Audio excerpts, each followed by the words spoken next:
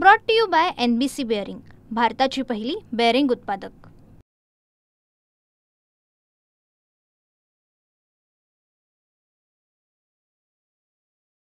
मठाचं वैभव असलेल्या आणि केवळ कोल्हापूर जिल्हा नाही तर महाराष्ट्र कर्नाटकाच्या सगळ्या जनतेच्या मनामध्ये एक वेगळं प्रश्नचिन्ह निर्माण होणारी घटना गेल्या आठवड्यामध्ये घडली।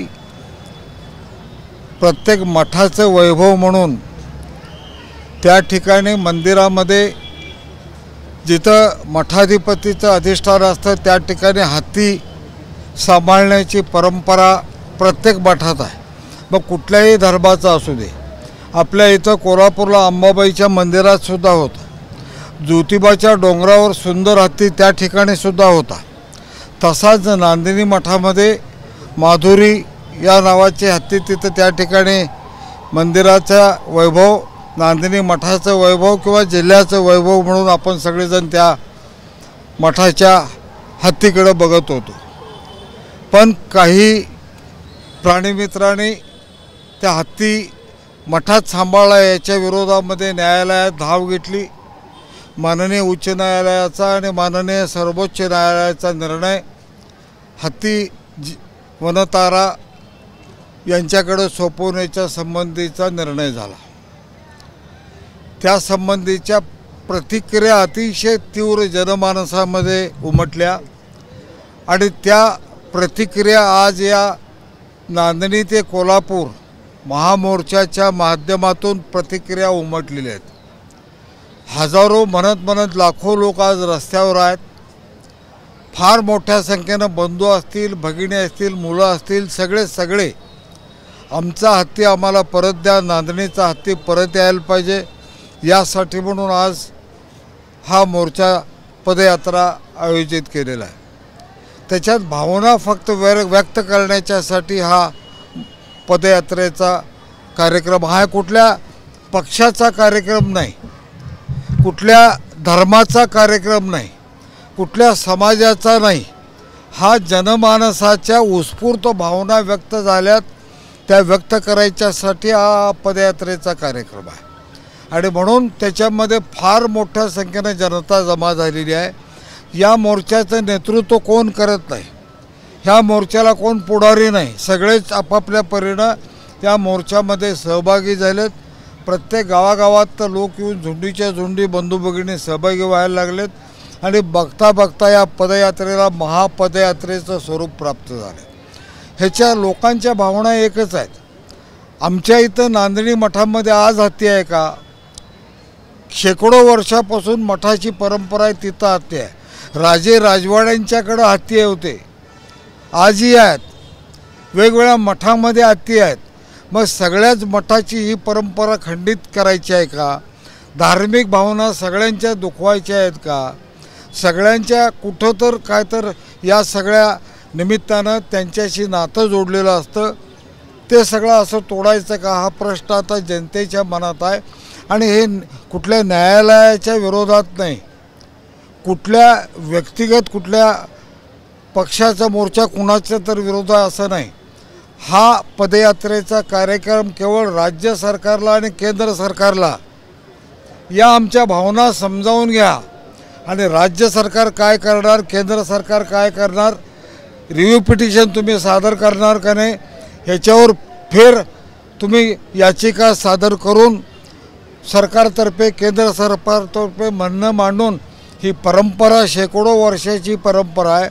आज हत्ती नाहीत, शेकडो वर्षापासून आहेत, स्वातंत्र्यपूर्व काळापासून आहेत आणि मग एवढ्या परंपरा असताना असे हत्ती तुम्ही जर उचलून न्यायला लागला जनमानसाच्या भावनेची कदर न करता, तर मग काय हा प्रश्न उभा राहिला आहे। एका बाजूला लहान मुलामुलींना रस्त्यावर आपण भटकी कुत्री फाडून काढतायत अक्षरशः, त्याच्याकडं कोणाचं लक्ष जात नाही, त्यांना नेऊन काय करायचं ह्याची चर्चा कधी होत नाही।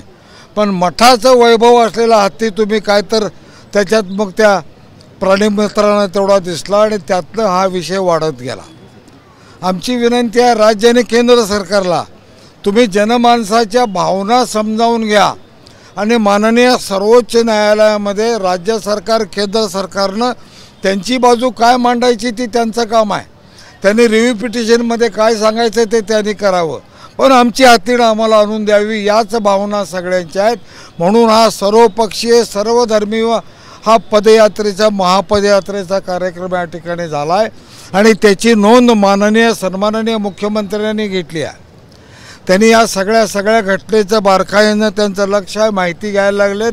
आमची विनंती आहे तुम्ही आमच्या भावना समजावून घ्या आणि तुम्ही पुढं काय करायचं करा. यासाठी म्हणून सन्माननीय मुख्यमंत्री, दोन्ही उपमुख्यमंत्री, जिल्ह्याचे पालकमंत्री, आपले चंद्रकांत दादा वगैरे सगळे संबंधित सगळे मान्यवरांनी, राज्य सरकार म्हणून आणि केंद्र सरकारच्या सन्माननीय पंतप्रधानांनी, वनमंत्र्यांनी यांनी याच्यामध्ये लक्ष घेऊन नांदणीची माधुरी हातीन परत द्यावी, परत आणावी आणि आणून मठाकडे सन्मानानं द्यावी या मागणीसाठी हा महापदयात्रेचा कार्यक्रम आहे. मुख्यमंत्र्यांनी दखल घेतली असं तुम्ही म्हणताय. आज ज्या स्वरूपाचा सगळा मोर्चा निघालेला आहे, कशा पद्धतीने दखल घेतली? आज काय मुख्यमंत्र्यांचं बोलणं झालं का? जो स्वरूप या सगळ्या मोर्चाला आलेला आहे माझा स्वतःचा संपर्क झाला आहे. माननीय आमदार राहुल आवाडे यांचाही संपर्क झाला आहे.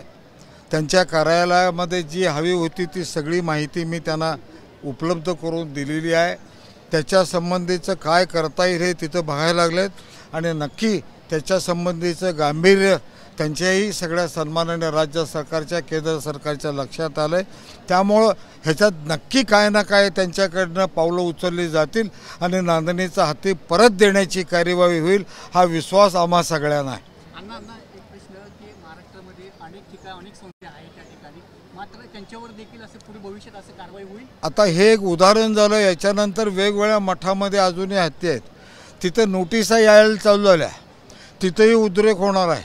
महाराष्ट्र असू दे, कर्नाटक असू दे, कुठं त्यातलं ही सुरुवात आहे आणि कोल्हापुरातली सुरुवात एवढ्या प्रचंड प्रमाणात हा जनक्षोभ लक्षात घेता ते धाडस कुठलंही सरकार पुढं करणार नाही असा आमचा विश्वास आहे.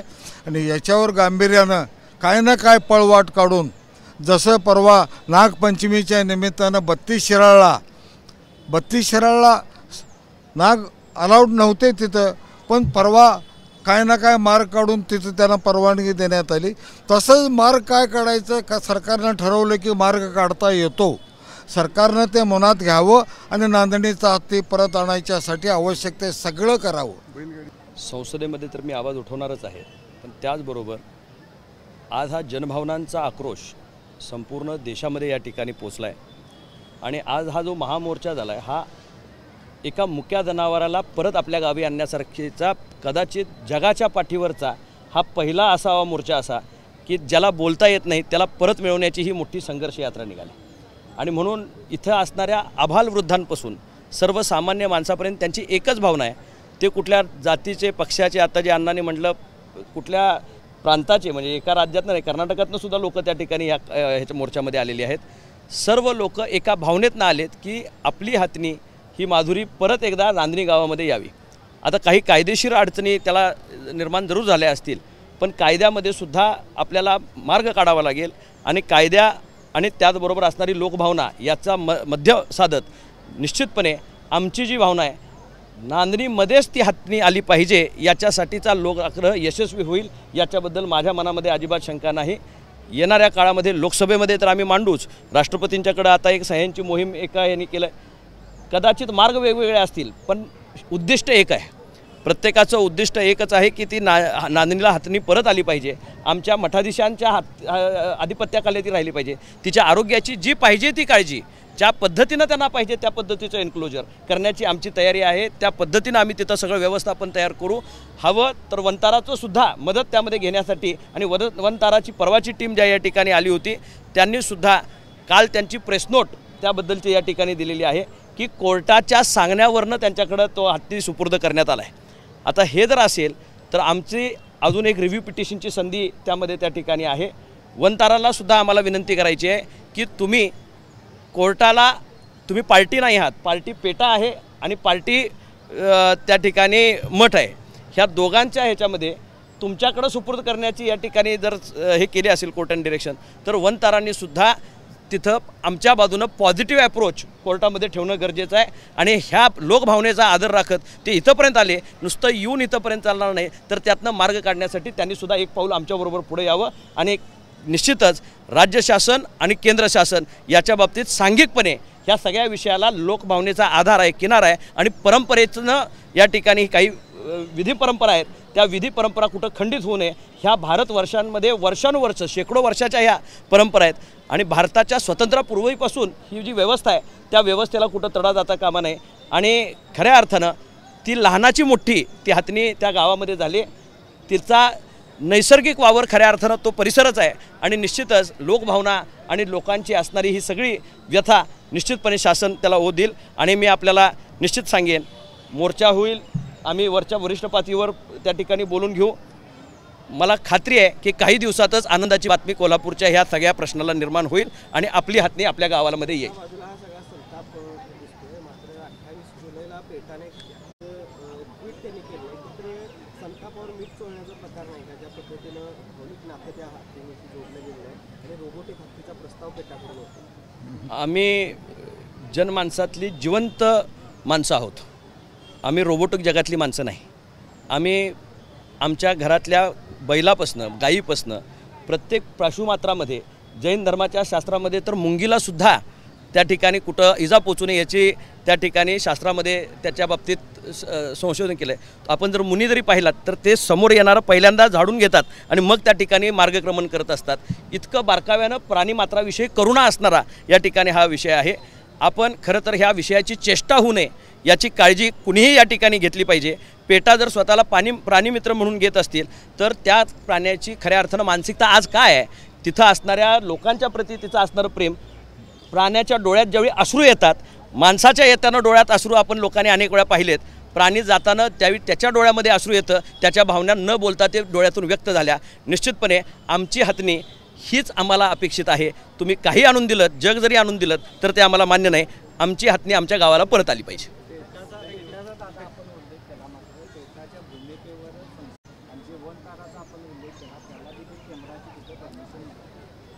हे पहा, पेटांनी हत्ती मागणी करणं ती लढाई एका हत्तीची नाही, ते सगळीकडेच त्या ठिकाणी करत असतात. हा पेटा प्रत्येक प्राण्याच्या बाबतीत तशा पद्धतीनं करत असतं आणि हे फक्त भटकी कुत्री सोडून नाही, त्यात सुद्धा पेटाचा उल्लेख आहे. तुम्हाला सांगतो, त्यात त्यांना प्रोटेक्शन जे आहे ते पेटामुळे आहे. म्हणजे पेटानं तो कायदा तयार केला की भटक्या कुत्र्यांच्यासाठी सुद्धा जे संरक्षण दिलं जातं, कारण त्यांना मारण्याचा अधिकार नाही, त्यांना उचलून दुसरीकडे सोडू शकता तुम्ही, पण त्याला जीव घ्यायचा अधिकार आहे कुत्र्याला. नाही, तसं नाही. जो कायदा झालाय त्याचं मी सांगतो आपल्याला, त्यात पेटाचा सुद्धा त्यात खरं तर पेटासारख्या संस्थेने सुद्धा हे लक्ष घालणं गरजेचं आहे की नेमकं तुमच्या उद्दिष्ट सफल होतंय का तुम्ही आणखी त्रास तयार करताय, याची सुद्धा या ठिकाणी व्यवस्था बघितली पाहिजे. पेटानं मागणी करत असताना त्यांनी स्वतः मागणी करता ह्याच्यामध्ये लोकांचा का रोष तयार झाला? पेटानं एखाद्या संस्थेचं नाव घालायचं कारण नव्हतं असं लोकांचं मत आहे. त्या संस्थेचं नाव न घालता त्यांनी मागणी नुसती केली असते आणि मग कोर्टानं ठरवलं असतं कुठं द्यायचं, तर निश्चितपणे एवढा प्रक्षोभ झाला नसता. मग ही कुठंतरी त्यात वेगळा संदर्भ जोडला जाण्याचा या ठिकाणी जो पद्धत तयार झाली ही पेटाच्या मागणीमुळे, आणि सर्वोच्च न्यायालयानं पेटाच्या मागणीला सकारात्मक भूमिका घेतली. पेटानं मागणी करत असताना देशामध्ये कितीतरी एन्क्लोजर्स आहेत, महाराष्ट्रामध्ये आहेत. मग ह्या एन्क्लोजर्समध्ये जाण्याला सुद्धा त्या ठिकाणी मुभा होती, पण एक नाव घालून त्या ठिकाणी ते देण्यात आलं. त्याच्यामुळे हा खऱ्या अर्थानं रोष त्याच्यावर येतो आहे. पण कालच वनतारानं त्याच्यामध्ये उल्लेख केला की आम्ही कुठलीही मागणी केलेली नाही. त्यांचं ऑफिशियल प्रेस नोटवर त्यांनी सांगितलं आम्ही कुठलीही पेटाकडे मागणी केलेली नाही, सर्वोच्च न्यायालयाकडे मागणी केली नाही, पर्यायानं आमच्याकडेच त्या ठिकाणी सर्वोच्च न्यायालयाच्या आदेशानं आलं आहे.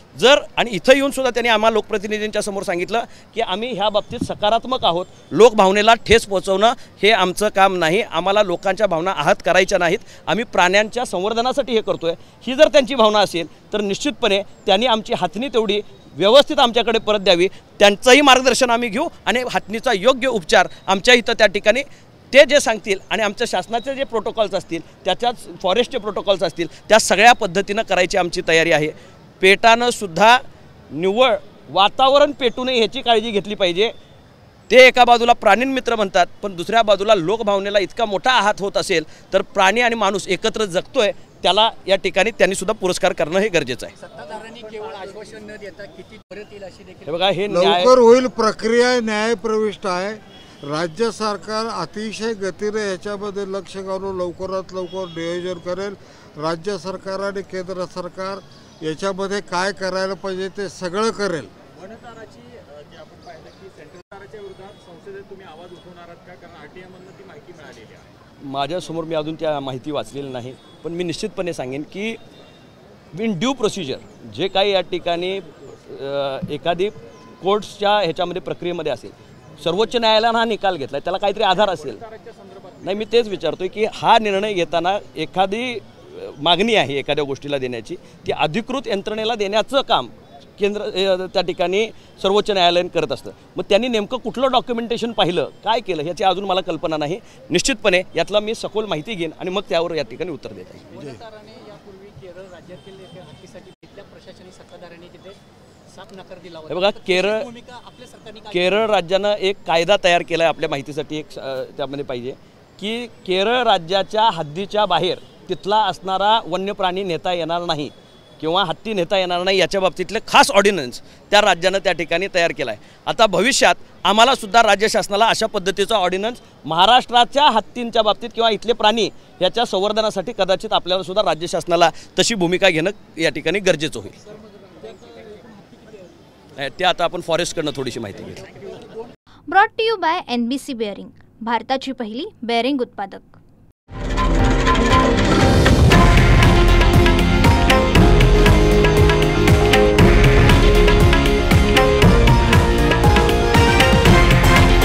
हे आहे देशातील नंबर 1 न्यूज नेटवर्क आणि आपण पाहत आहात TV9 मराठी, एकमेव.